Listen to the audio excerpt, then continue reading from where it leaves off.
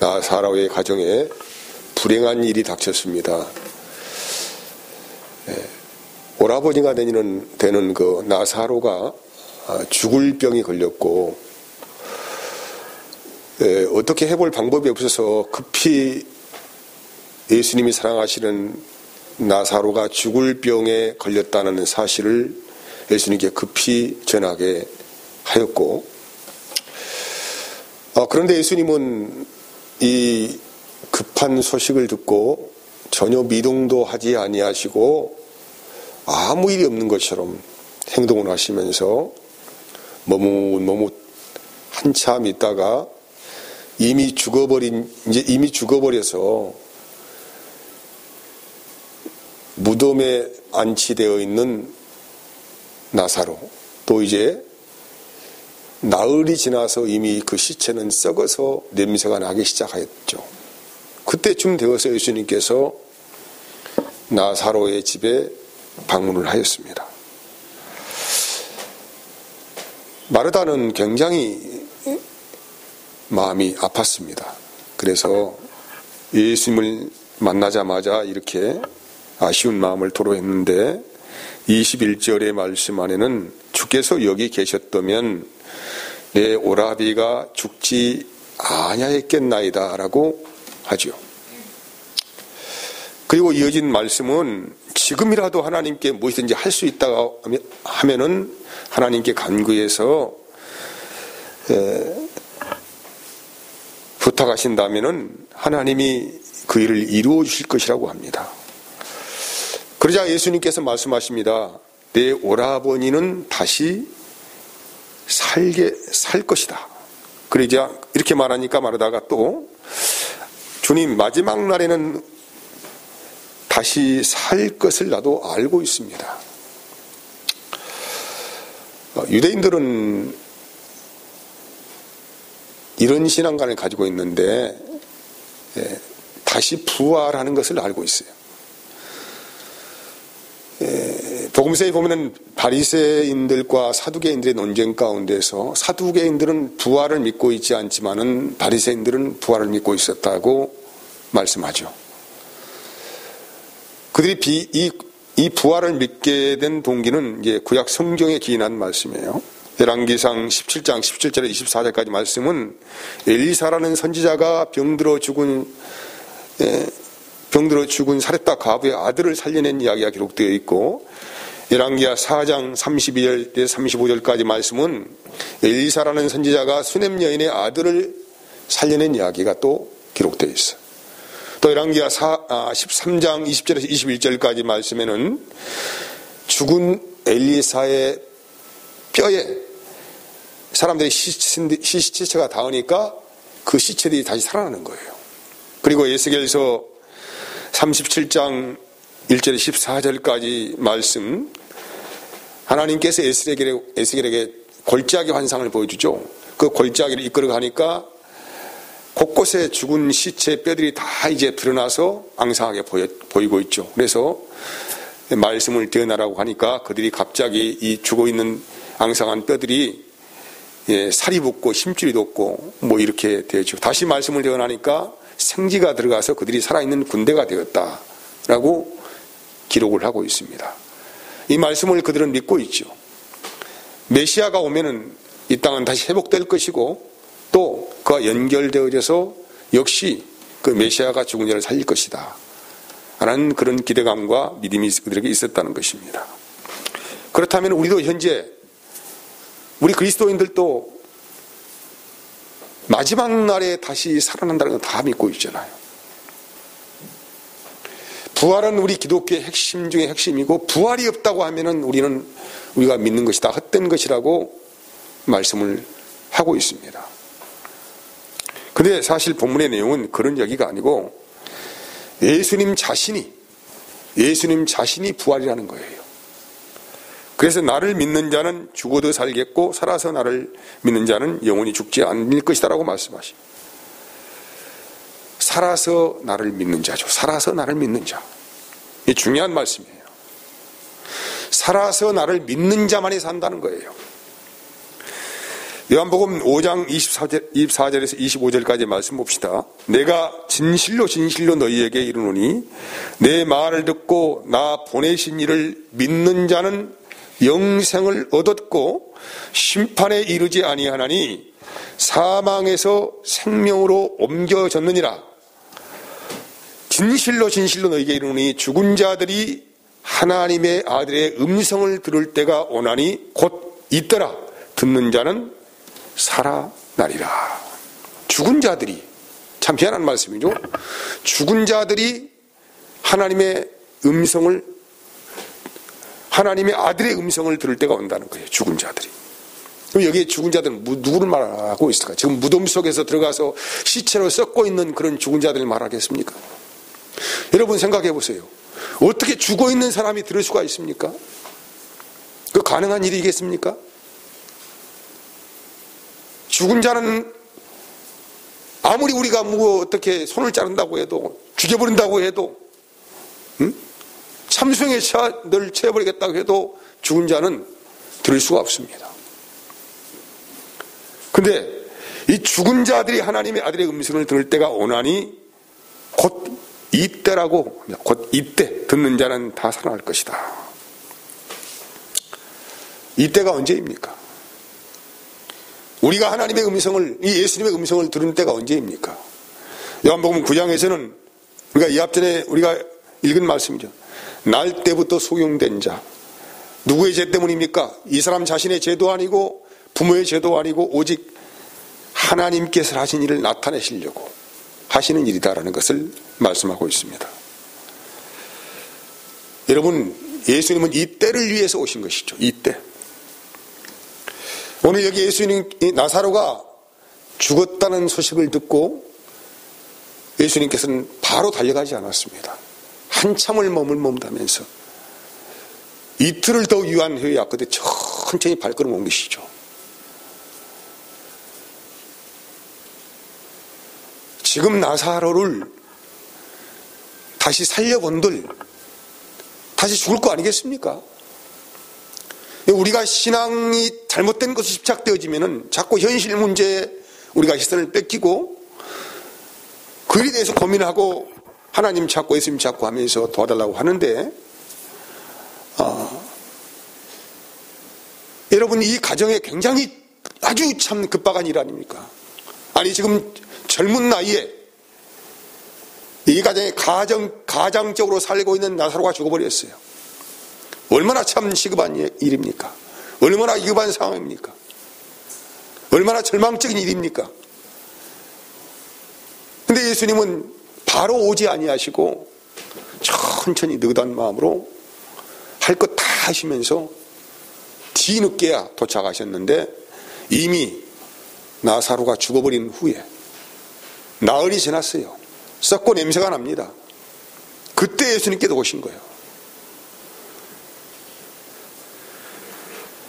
그리고 이 일이 어떤 일이라고 하냐면 하나님의 영광을 위한 일이라고 본문에서는 말씀하고 있어요. 하나님의 영광을 위한 일이다. 무엇이 하나님의 영광을 위한 일입니까? 죽어있는 사람을 다시 살리신 일이 하나님의 영광을 위한 일입니까? 지금 어떤 사람이 암 사기가 돼서 곧 30일 10일 남은 인생을 산다고 할 때 그 사람을 살리는 것이 하나님의 영광입니까? 세상의 모든 일들은 어떤 것을 이루어진다고 하더라도 시간이 되면 다 사라지는 것들이고 역시 아무리 건강하게 산다고 하더라도 다 죽을 인생들 아니겠습니까? 이제 이들을 다시 살리시고 어떻게 한다고 해도 다시 죽을 인생들 아니겠습니까? 우리 예수께서 이 일을 위해서 오신 것이 아니라는 것이죠. 오직 하나님이 하시는 일을 나타내기 위해서다. 그 하나님이 하신 일이 뭐니까? 하나님의 영광을 위한 일이다. 그럼 하나님의 영광이 무엇이겠습니까? 하나님의 뜻이 이루어지는 것이 하나님의 영광이라고 말씀드릴 수가 있습니다. 여러분 세상에 살아가는 모든 사람들은 전부 다 죽은 나사로의 시체같이 살고 있다는 것이죠. 다 썩고 냄새난다는 거예요. 이런 시각이 하나님이 세상을 보시는 시각입니다. 우리 인류가 아무리 빛난 업적을 남기고 위대한 어떤 일을 한다고 하더라도 하나님 보시기에는 다 이것은 썩어질 것이고 냄새가 나는 일들이라는 것이죠. 그래서 마태복음 23장 27절에서 28절까지 말씀은 화 있을진저 외식하는 서기관들과 바리새인들이여 회칠한 무덤 같으니 겉으로는 아름답게 보이나 그 안에는 죽은 사람의 뼈와 모든 더러운 것이 가득하도다. 이와 같이 너희도 겉으로는 사람에게 옳게 보이되 안으로는 외식과 불법이 가득하도다라고 예수께서 말씀하신 거예요. 회칠한 무덤 같은 것이다. 그 무덤을 파보면은 썩고 냄새가 나고 벌거지가 구두굴하고 이렇게 세상에 살고 있는 모든 사람들은 하나님과 교통할 수 없는 죽은 자들로 인식이 되어야만이, 그렇게 그들이 알고 있어야만이 하나님의 생명이 무엇인지를 비로소 알게 된다는 것이죠. 이들은 다 그 당시에 유대인들은 율법 안에 갇혀서 하나님을 바라보았습니다. 그들이 마지막 날에 살릴 부활할 것을 믿고 있다는 것이죠. 근데 사실 뭐가 없습니까? 하나님의 영으로 오신 예수 그리스도가 그들에게 없었다는 거예요. 그러니까 이들은 부활이 없다는 것이죠. 고린도전서 15장 55절 말씀에 사망아 너의 이기는 것이 어디 있느냐, 사망에 너의 쏘는 것이 어디 있느냐. 사망에 쏘는 것은 죄요, 죄의 권능은 율법이라고 합니다. 내가 아무리 믿고 있다고 해도 우리 예수님이 나를 살려주시지 않으면 우리의 믿음은 다 헛된 것이라고 이야기하는 것이죠. 그래서 사망에 쏘는 것은 율법이라 이 말입니다. 여러분, 다시 말합니다. 죽은 자는 스스로 살아나올 수가 없습니다. 어떻게 죽은 자가 스스로 살아나올 수가 있겠습니까? 그래서 우리 예수님께 사신 일이 무엇입니까? 죽은 나사로를 살리는 방법을, 이 방법같이 이미 돌무덤에 들어가서 썩고 냄새가 난 완전히 죽어버린 자체를 지금 시인하고 있지 않습니까? 이 죽은 나사로 같은 사람들을 예수께서 말씀하실 때 살아나신다는 것이죠. 아무리 어떤 능력이 있는 사람이 어떻게 무슨 수를 쓴다 할지라도 죽은 자는 살아날 수가 없습니다. 그리고 이미 이 사람은 썩어서 냄새가 나기 시작했다는 거예요. 살이 썩는다는 것은 이제 완전히 사망에 들어갔다는 얘기 아니겠습니까? 이 죽은 자가 어떻게 살아나겠습니까? 근데 예수님께서 말씀하시는 거예요. 이 죽은 시체를 향하여서, 썩어서 냄새가 나고 있는 시체를 향하여서 말씀하시는 거예요. 나사로야, 나오너라. 이 말씀은 나사로에게 국한된 말씀이 아니라는 것이죠. 우리에게 지금 하고 있는 말씀이 죽은 시체 같던 우리에게 예수님의 생명의 말씀, 영의 말씀, 능력의 말씀이 전달되어지면은 살아난다는 것입니다. 이 세상에 어떻게 이런 일이 가능할 수가 있겠습니까? 어떤 과학으로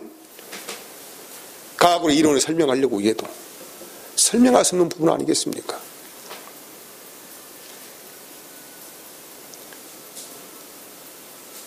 세상은 항상 문화의 융성을, 발전을, 대단한 업적을 이렇게 이야기하고 있지만은 이것이 사람을 살립니까? 그래서 오직 영이고 생명이신 주의 말씀이 들려져야만이 죽은 자 같은 우리가 살아난다는 것입니다.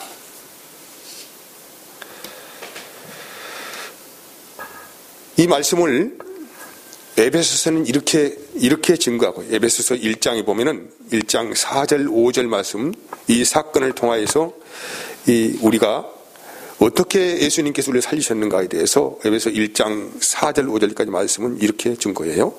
곧 창세 전에 어디에서? 그리스도 안에서 우리를 택하사 우리로 사랑 안에서 그 앞에 거룩하고 흠이 없게 하시려고. 누구의 뜻대로입니까? 나의 뜻이 아니죠. 그 기쁘신 뜻대로 우리를 어떻게 하셨습니까? 애정을 하사 예수 그리스도로 말미암아 자기의 아들들이 되게 하셨으니. 여러분, 여기에 현재 예수님께서 바라보실 때 나사로는 어떤 사람이라고 했어요? 이제 죽었는데 제자들에게 자고 있다. 왜 자고 있습니까? 모든 자들에게 해당되는 말씀은 아니겠지요. 예수님이 사랑하시는 가족이에요. 이게 특별히 마리아라는 여인은 예수님께 자기 옥합 향을 깨뜨린 여인입니다. 사랑은 교통되는 것이죠. 그래서 이 사랑 안에서 만나고 사랑을 받고 있는 가족이죠. 그런데 이 사랑하는 가족 중에 오라비격되는 나사로가 죽었어요. 죽을 병에 걸렸습니다. 그런데 예수님께서 하시는 말씀이에요. 그가 지금 자고 있다. 잠시 후에 깨어날 것이다. 무슨 말씀입니까? 이미 나사로는 하나님의 언약 안에서 이미 살아난 자로 지금 현재 예수님께 보고 있다는 것이죠. 이미 살아있는 자의 얘기잖아요. 죽은 자가 아니라는 거예요.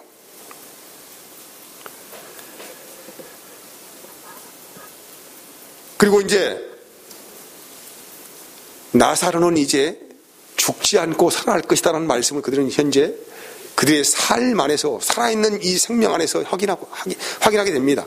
물론 나사로뿐만 아니고 마리아도 마르다도 예수님 제자들도 똑똑하게 보게 될 것입니다.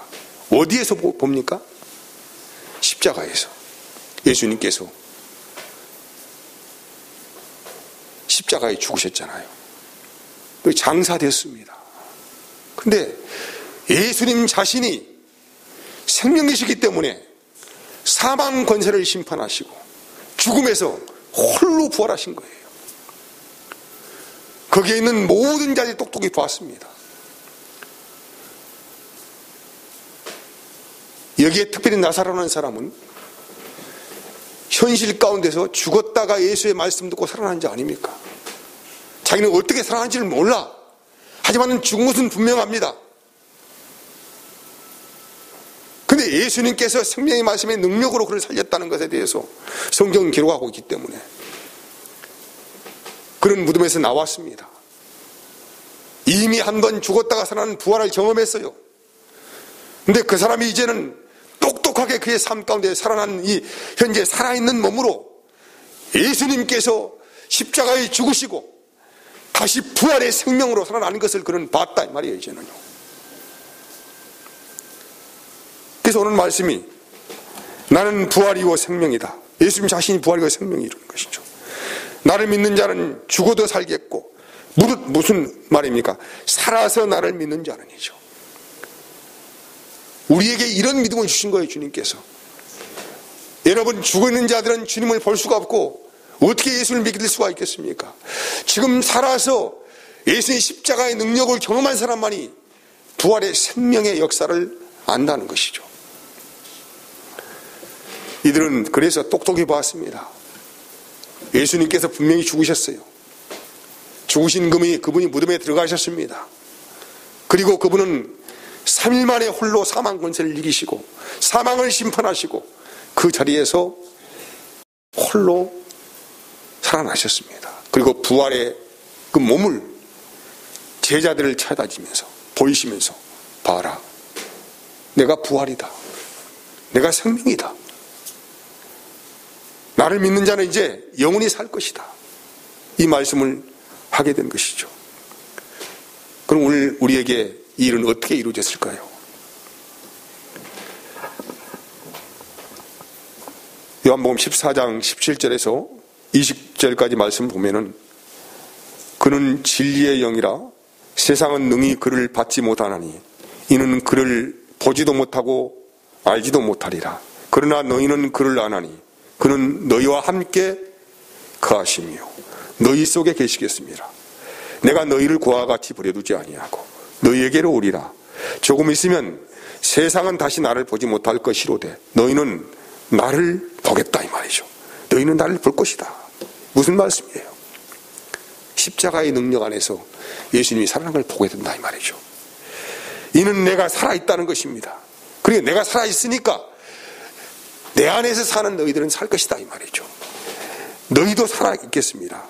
그날이 어떤 날입니까? 우리 주님께서 홀로 십자가의 영광 안에서 살아나신 부활의 생명을 보는 날입니다.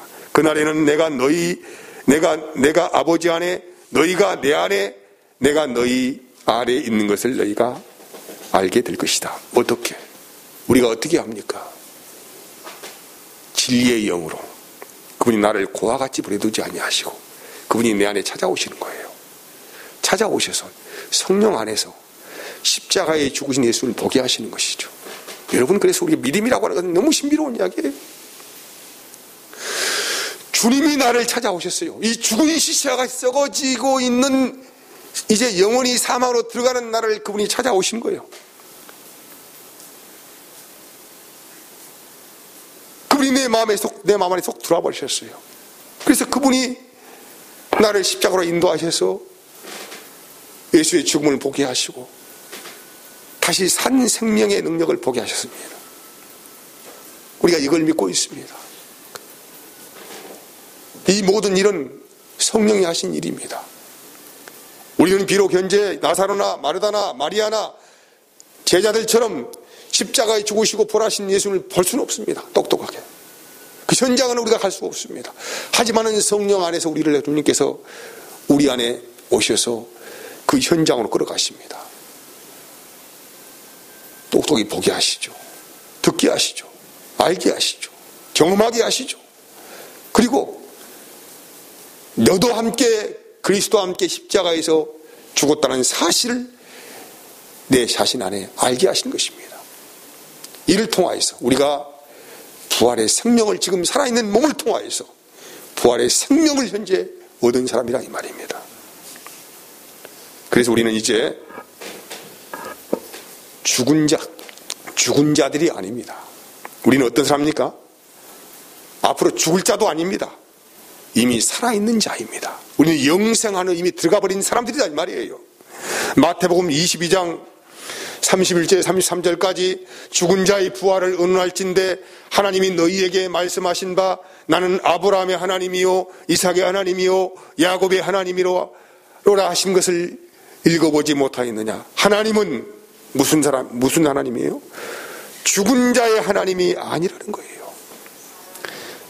어떤 하나님이십니까? 산자의 하나님이시라 하시니 우리가 듣고 그의 가르침에 놀라더라. 하나님은 죽은 자의 하나님이 아니시고 산자의 하나님이십니다. 그래서 요한복음에서는 계속적으로 예수님께서 말씀이고 생명이고 빛이고 생명수고 선한 목자이시고 양의 문이고 그리고 오늘은 뭐합니까? 부활이고 생명이시다 라고 하신 거예요. 어디서 시작하였습니까? 항상 영이고 생명이신 말씀에 시작하였죠. 세상을 창조하신 그 말씀이죠. 그 말씀의 빛이 우리의 심령 안에 들어오는 거예요. 그래서 나를 살리신 것입니다. 그래서 모든 하나님의 일은 영이고 생명이신 살아있는 생명의 말씀 안에서 우리를 살리시는 역사 안에서 시작을 하게 하신 것이죠. 그러면 여러분, 우리가 때가 되면은 여기 있는 모든 분들은 다 육신의 몸의 죽음을 당합니다. 근데 우리는 지금 죽었습니까? 안 죽었습니까? 살아있는 자들이죠. 뭐가 하냐면은 이 더러운 옷을 새 옷을 갈아입기 위해서는 이 더러운 옷을 벗어야만이 새 옷을 입게 되는 거 아니겠습니까? 성경은 우리의 몸을 더러운 옷이라고 표현을 하고 있습니다. 너희가 잠시 죽음을 경험하는 것은, 육신의 죽음을 경험하는 것은 이 더러운 옷을 벗는 것 같다 이 말이죠. 왜? 이 더러운 옷을 벗어야만이 새 옷으로 갈아입기 때문에. 새 몸을 내게 주겠다며, 새 몸. 그래서 우리는 그 더러운 옷을 벗고 잠시 육신의 죽음에 들어가는 것을 잠을 자고 있다라고 표현하는 것입니다. 잠시 잠. 금방 깨어날 것이다. 그러면 이제 우리가 주님의 은혜 안에서 새로운 몸으로 영생의 생명을 우리가 가졌지 않습니까? 그럼 주님께서 이렇게 예수님을 다 영접하고 마음의 새 영을 받은 사람들은 당장 몸을 치하에 가져가면 훨씬 나을 것인데 왜 지금 우리를 살려두고 계시냐 이 말이에요. 생각해 보세요. 우리를 다시 예수님 믿게 하시고 우리 살리셨다면 금방 우리 몸을 치하에서 그냥 가져가시고 그냥 잠시 자게 해도 훨씬 편할 것인데 왜 이 고통스러운 세상에 이 코로나를 경험하게 하시고 어려운 세상을 살게 하시느냐. 그 이유가 있지 않겠습니까? 사도 바울은 그래서 이렇게 말을 했습니다. 디모데후서 4장 5절에서 8절까지 말씀을 봅시다. 자, 뭐라고 이야기했는가? 왜 우리가 살고 있는가? 자, 크게 시작. 그러나 너는 모든 일에 신중하여 고난을 받으며 뭘 하라고요? 전도자의 일을 하며 내 직무를 다하는 것입니다. 지금 우리가 살고 있는 것, 우리는 지금 죽어도 별 의미가 별 문제는 없겠지만은 우리가 지금 생명을 누리고 살고 있는 것, 우리 주님께서 우리에게 하신 말씀이 뭐냐면은 전도자의 일을 하며 내 직무를 다하라고 하는 것입니다. 여기 우리가 지금 살고 있는 이유요, 다른 이유가 아니고 전제와 같이 내가 벌써 부어지고 나의 떠날 시각이 가까웠도다. 나는 선한 싸움을 싸우고 나의 달려갈 길을 마치고 믿음을 지켰다는 것입니다. 그리고 이제는 뭐가 기다립니까? 8절에 이제 오는 나를 위하여 의의 면류관이 예비되었다. 의의 면류관, 상급 이런 개념은 다 부활의 상입니다. 부활의 면류관입니다. 우리에게는 이 육의 몸을 벗고 주님께서 새로 새 옷을 입혀주는, 새 몸을 입혀주는 부활의 완전한 영광 기다리고 있습니다. 그 주님께서 재림하시는 그날을 말씀하시는 것이죠. 우리는 그때까지 뭘 합니까? 이 세상 가면서 모든 일에 신중하여 고난을 받으며 뭘 하라고요? 전도자의 일을 하며 내 직무를 다하라고 말씀하시죠. 사도 바울도 이 일을 위하여서 전제와 같이 내가 벌써 부어지고 나의 떠날 시각이 가까웠다. 나는 선한 싸움을 싸우고 나의 달려갈 길을 마치고 믿음을 지켰다고 고백을 하고 있습니다. 이 선한 싸움에 우리 함께 경주하여 나가는 은혜가 있기를 진심으로